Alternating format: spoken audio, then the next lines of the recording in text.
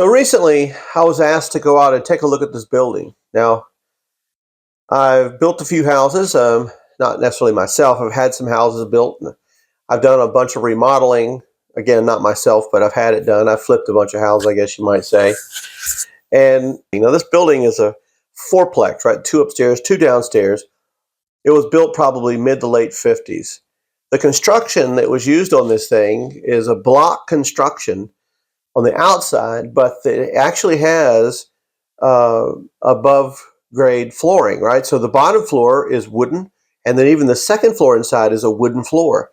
So it's not like a conventional building that you might see that has block on the outside that would have then, cement floor on the bottom and a cement floor on the top on the second story. This is not built that way. But the first floor landing, which is a raised landing because, of course, it's above grade, it's concrete. And then on the second floor landing for the stairs, it's also concrete. And the construction that they used was and the roof has an overhang, by the way, that sits over top of the second floor landing, creating shelter, as does the second floor landing create shelter for the first floor landing. And if you'll look at this thing, you'll see it has the metal pipes that go up, for to hold the roof up to the second floor.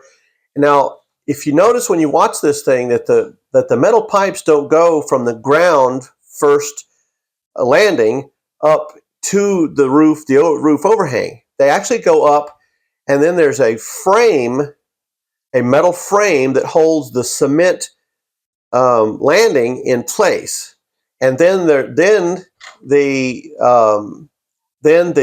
second floor's support of that roof overhang comes off of that metal frame, so they're actually not connected. And when you look underneath the landing of the second floor, you can actually see it looks to be probably a 2-inch angle iron that was used to create this frame for this thing to sit in. Now, it is connected to the building, and it seems like it's fastened in such a way to where it could be sandwiched between blocks, but you can't really tell just because of the construction of the building. You can't really see the base of it.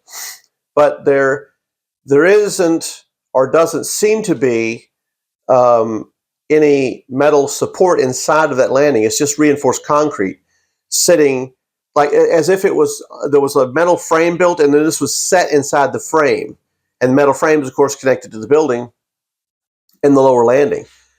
The reason I say there's no support in there is because I actually had an engineer come out and take a look at it just to find out his opinion on this thing, on this landing. And he said that, during that era that they probably didn't use it. It's actually, and it's only about 4 inches thick too. It's about 3.5 to 4 inches thick. It's not a really big landing up there. And he said that typically the way they did this was they would take that and actually lay it into the frame that they had built with steel. They'd lay it inside there, and that frame was then bolted to the building, which seems to be the case in this case. Now, the reason I was called out to take a look at this was there was an idea there that there may have been some fatigue on this thing because, and you'll see in the video, there's a failure on the outside of it, like where part of the rail would go into the cement. A big piece of the concrete actually popped off of there. And I guess there's tenants in the building, and one of the tenants, I guess, told somebody that it would almost hit him in the head. Whether that happened, who knows? I mean, it could have been because of where it landed. It obviously could have caused that. When I went over and looked at it, and the engineer followed me to look at it, we were both of the opinion that eventually that this concrete's probably going to fail at some point. It also has another failure point down on the bottom landing. Actually has a little failure point near, again, one of the steel supports. And the steel supports in this thing, they're rusted badly. I mean, they are rusted badly. It looks like they've probably been painted 50 times with paint on them and painted over rust and everything. They're really bad, and you'll see that as well. As a matter of fact, up on that landing, there's a metal railing system that uses steel. There's a metal rail, and then you'll see there's a thinner piece of like a steel plate, then a wider piece of steel plate for the safety, for the safety plating of the rail so that people can't fall through it, obviously. And that is actually where the wide one connects to the corner support is actually rusted to where it's just hanging there, and it rusted off of that and the next support, so that just you can push it and it just wiggles off the top of there. And even the one above it has broken loose from the center support. Now it's still connected on the end, so it doesn't waver as bad as the one below it, but this is definitely a railing system that is screaming out for, hey, you got to do something right here. And it's rusting really bad. It's coming through the paint in many areas. It's really in bad shape. But even those things, even those things that we've just talked about, when you see the video, there was one shot that I took on the video when I was standing on the bottom first floor landing, and I look up at the bottom of the second floor landing. There's actually almost a hole forming, and what it is, if you look on the ground below it, you can actually see little particles of the concrete that are failing in that coming through that hole there. Now it's all painted and everything, or was painted. The paint's kind of peeling back in a few places.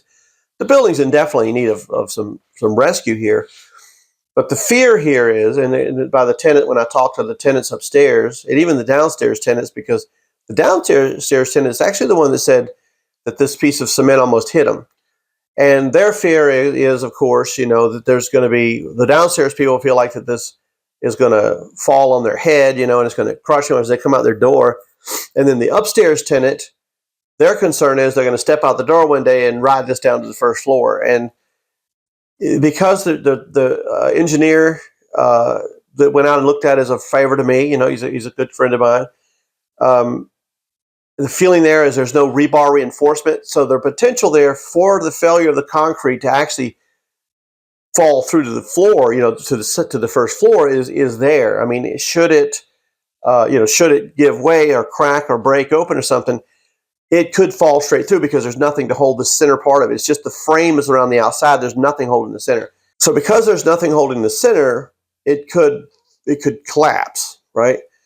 And if you notice, there's like across the front, there's the two end poles, the corner poles, and there's two center poles that go up, and they support the roof and the little roof overhang on the second floor. And one of those poles is where this piece is broke off. If you look really closely on the pole, you can see that the concrete on that has a crack in it. And when you go up on top of the landing, if you look closely, you can see where there was a crack and somebody fixed the crack on the top of the landing. And that's really where we're coming from here. Now, in talking to this engineer, again, you're going to watch the video. But in talking to the engineer, it seems like that there's a couple of fixes here. There's one that's really expensive. I mean, the engineer says you could be talking, $25,000, $30,000 or more worth of expense to repair, and that would be to demo the whole thing, the roof overhang, the second floor landing, the staircase, everything, and go back and completely rebuild it out of current day steel and current day construction standards, which you have permit and everything else. There's another way to do this that this engineer suggested, and that is to build a structure underneath the second landing inside of the structure that's already there. And then you would basically, what you would do is it would attach to the second floor landing underneath it to support it, and it would have cross-membered support, right, like joist style support underneath it. And of course, he's got recommendations for for what materials that can be used and different things like that. But basically, that would be a lot less expensive to do it that way, and what it would do is it would add support to the concrete up there, so it wouldn't go any further, it wouldn't break or bust or anything like that. But even if it did have any failure, at least you don't have just a outside frame and the entire middle of that thing just collapsed, and whoever's standing on it is going to definitely have some serious health issues after that was done.